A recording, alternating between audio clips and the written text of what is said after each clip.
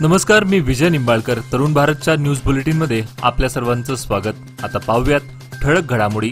हुबळी तालुक्यातील किरेसूर गावाजवळ ओमनी कारचा टायर फुटून समोरून येणाऱ्या ट्रकला धडक बसल्याने अपघातात एक मुलासह 3 जणांचा जागीच मृत्यू झाल्याची घटना घडली आहे. मृत हे कोप्पळ तालुक्यातील मंगलपूर गावचे रहिवासी असून ते एकाच कुटुंबातील आहेत. जाफरसाब मंगलोर वय 60, मुस्ताफ मंगलोर वय 36 आणि शोहेब मंगलोर वय 6 अशी मृतांची नावे आहेत.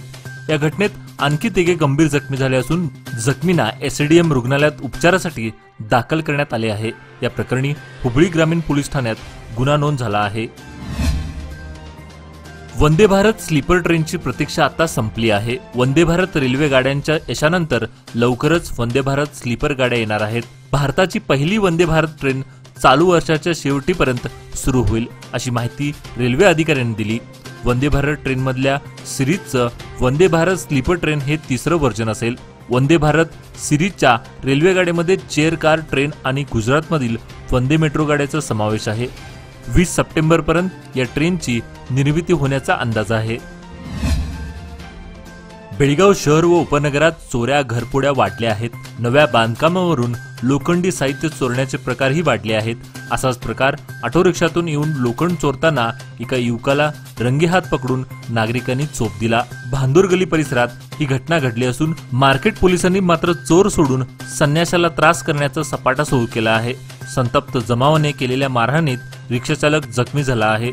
लोखंड चोरताना रंगेहात पकडून त्याला पोलिसांच्या ताब्यात देण्यात आले. त्याच्यावर कारवाई करण्याऐवजी पोलिसांनी चोरी करत होता तर आम्हाला का बोलवलं नाही, त्याला मारहाण कशासाठी केला अशी विचारणा करीत तक्रारदारांनाच धमकवण्याचे सत्र सुरू केलं आहे. मोबाईल दुकान फोडून त्यातील 5,09,000 रुपये किमतीचे 12 मोबाईल चोरीला गेल्याची घटना बुधवारी सकाळी उघडकीस आली. या प्रकरणाचा तपास करताना 2च दिवसात हारुगिरी पोलिसांनी 3 चोरट्यांना पकडून त्यांच्याकडून सर्व मोबाईल जप्त केले. हारुगिरी येथील आनंद कम्युनिकेशन नावाचे मोबाईल दुकानातून 20 रोजी महागाचे 12 मोबाईल चोरट्यांनी पळवले होते. याची फिर्याद दिल्यानंतर पोलिसांनी तपास करून केवळ 2 दिवसात संशयितांना पकडून त्यांच्याकडून 5,09,000चे सर्व 12 मोबाईल व चोरीसाठी वापरलेली 20,000 रुपये किमतीची दुचाकी जप्त केली. व्यवसायानिमित्त चिकोडी येथे आलेल्या कुटुंबियांच्या कारमध्ये सिलेंडर स्फोट झाला. कोल्हापूर जिल्ह्यातील शिरोळ या गावातून चिकोडी येथे माता शिशु रुग्णालयासमोर टेंट घालण्यासाठी सदर कुटुंब आपल्या वॅगन कारमधून आले होते. दरम्यान कारमधील सिलेंडरचा स्फोट होऊन कारमधील सर्व साहित्य जळून खाक झाले.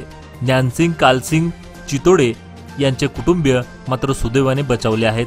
कारमधील सिलेंडरचा स्फोट झाल्यानंतर तातडीने अग्निशमक दल घटनास्थळी दाखल होऊन आग आटोक्यात आणली. अवघ्या काही दिवसावर येऊन ठेपलेल्या श्री गणेशोत्सव काळात कोणताही अडथळा येऊ नये म्हणून हेस्कॉम कडून दुरुस्तीचे काम हाती घेतले जाणार असल्यामुळे उद्या रविवार दिनांक 25 रोजी शहराच्या विशेषतः दक्षिण व उत्तर भागाचा विद्युत पुरवठा दिवसभरासाठी खंडित करण्यात येणार आहे अशी माहिती हेस्कॉम विभागाने कळवली आहे. बेळगाव दक्षिण विभागातील टिळकोडी, शास्त्रीनगर, नानावडी या भागातील विद्युत पुरवठा बंद राहणार नाही. मात्र संपूर्ण शहर, विभाग, उपनगर, शिवाजीनगर, शिवबसवनगर, सदाशिवनगर, वीरभद्रनगर, वैभवनगर, नेहरूनगर, शाहूनगर, अंजनेयनगर, श्रीनगर, इंडोल विभाग, गँगवाडी अशा संपूर्ण परिसरातील विद्युत पुरवठा खंडित राहणार आहे. मागील अनेक दिवसांपासून उघडीप दिलेल्या पावसाने मागच्या 24 तासांपासून जोरदार हजेरी लावली. शहर व परिसरामध्ये शनिवारी पहाटे 4:30 वाजल्यापासून पाऊस सुरू झाला आहे. सकाळी 6 वाजेपर्यंत मध्यम सरीचा वर्षाव शहरात होता. मात्र 7 वाजल्यापासून जोरदार पावसाची रिपरिप सुरू झाली. दुपारी 12 नंतर हलक्या पावसाने संध्याकाळी 5:30 वाजेपर्यंत 7 मिलीमीटर इतका पाऊस नोंदवला गेला. तालुक्यातील विविध भागामध्ये पुन्हा हलक्या व मध्यम सरी कोसळू लागल्यामुळे शहरात ठिकठिकाणी सखल भागात पाण्याची तळी साचली. अचानक पडलेल्या पावसाने नागरिकांसह वाहनधारकांची तारांबळ उडाल्याचं चित्र पाहायला मिळाले. शहरातील गांधी चौकामध्ये वाहतूक नियमासाठी पोलीस कर्मचाऱ्यांची नेमणूक करून वाहतूक शिस्त लावण्याची गरज आहे.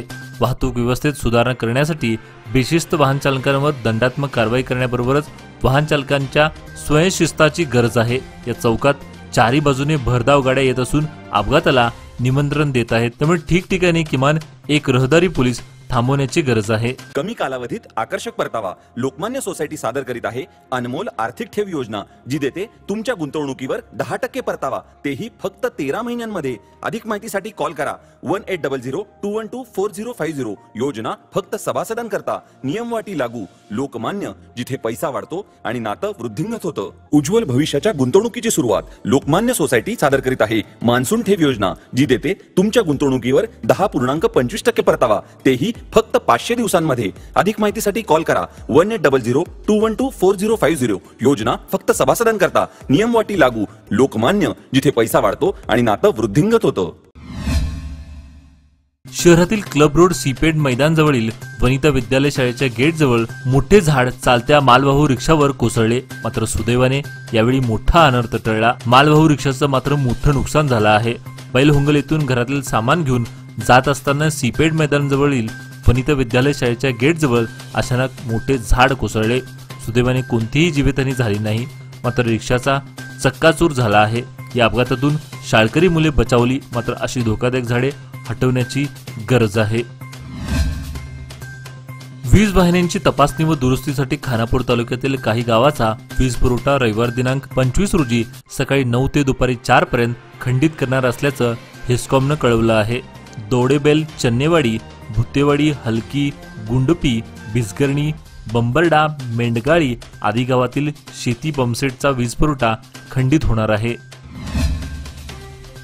मानववादी मूल्यांची देणगी देणारे कवी, हृदयी आणि साहित्यिक हे आपल्यासाठी आदर्श आहेत, अशी प्रतिक्रिया साहित्यिक जयंत कायकिनी यांनी व्यक्त केली। जवाहरलाल नेहरू वैद्यकीय महाविद्यालय बेळगाव येथे आयोजित वैद्यकीय लेखाच्या राज्य संमेलनात ते बोलत होते। यावेळी प्रसिद्ध लेखक यांच्या कादंबऱ्या, राज्यातील महत्त्वाची पर्यटन स्थळाची प्रतिकृती, ज्येष्ठ लेखक, कवी यांच्या भावचित्राचे प्रदर्शन ठेवण्यात आले होते। यावेळी विद्यार्थ्यांनी या संदर्भात माहिती जाणून घेतली।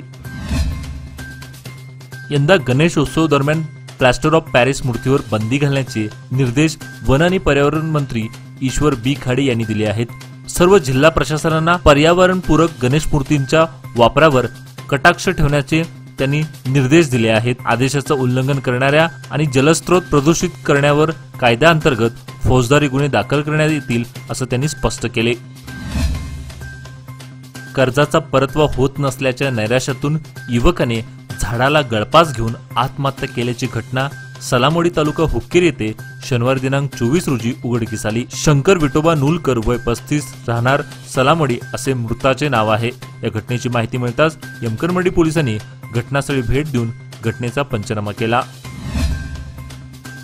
सुक्षेत्र अम्मनगी येथील श्री मल्लिकार्जुन देवस्थानाचे व्यवस्थापन प्रशासक यांच्याकडे सोपवण्यात आले आहेत। यामुळे गत 7 महिन्यांपासून मंदिराच्या व्यवस्थापनाकडे तालुका प्रशासनाच्या वतीनं नजर ठेवण्यात आली आहे। गत 20 दिवसात श्रावण महिन्याच्या काळात देणगीदान स्वरूपात सुमारे 2 लाख रुपयाचा निधी संकलन झाला आहे। या मंदिराचे कर्नाटकसह महाराष्ट्रातील मोठा भक्तगण असल्याची माहिती तहसीलदार मंजुळा नाईक यांनी दिली।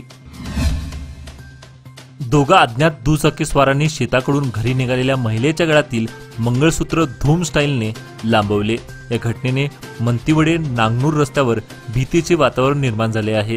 शालन शिवाजी घोटणे, राहणार मंतिवडे असे सदर शेतकरी महिलेचे नाव आहे। गेल्या कित्येक वर्षांपासून भारतीय पुरुष क्रिकेट संघासाठी मैदानावर धावांचा पाऊस पाडणाऱ्या शिखर धवन या भारताच्या दिग्गज क्रिकेटपटूने मोठा निर्णय घेतला आहे। त्याने क्रिकेटमधून निवृत्त होण्याचं जाहीर केलं आहे। हा निर्णय धवनने आपल्या समाज माध्यमावरून जाहीर केला आहे। त्याने नुकताच एक व्हिडिओ पोस्ट केला आहे। आपल्या व्हिडिओमध्ये त्याने क्रिकेटमधून निवृत्त होत असल्याचं जाहीर केलं। आजचे बातमीपत्र इथेच संपले। अधिक माहिती व ताज्या घडामोडीसाठी पाहत राहा तरुण भारत न्यूज चॅनल। तसेच आमच्या चॅनलला लाईक, शेअर आणि सबस्क्राईब करायला विसरू नका। विश्वासार्ह बातम्या पाहण्यासाठी दररोज वाचा दैनिक तरुण भारत। धन्यवाद।